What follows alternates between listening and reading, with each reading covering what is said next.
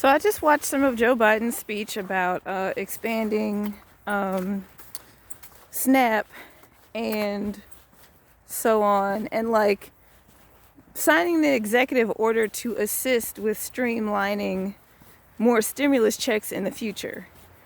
When people talk about stimulus checks, they usually talk about it in terms of like the president doesn't have any control over that. It's a budget thing. It's got to go through House and Congress, and the president signs it. But little did we know that the president could make an executive order to make that process go easier. And now here we are.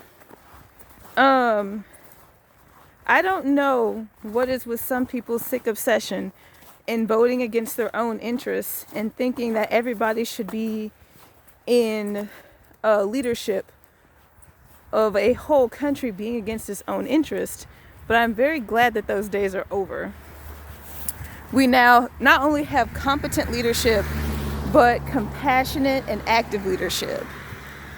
I don't know if the pandemic would have happened or not, or like how things would have turned if Hillary were in office, but we're seeing what happens with a Democratic president.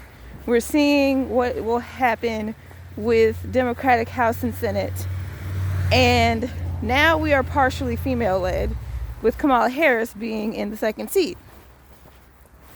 I'm always going to advocate, like, hey, let's look at how the female-led countries handled this pandemic. Let's look at how they've handled everything, basically. But as far as people voting against their own interests, there's a whole lot going on here, because a lot of people just look at Joe Biden and be like, well, that's the president, so like, what's your problem with this one old white man versus another old white man? You gotta like really read between the lines and realize it's not just about Joe Biden. It's about Kamala Harris. You think that a bunch of racist, bigoted misogynists would want a black Indian woman in any seat, let alone second seat? Like, she is in the second highest seat of the land, or so we would consider it, even though we know that president and vice president,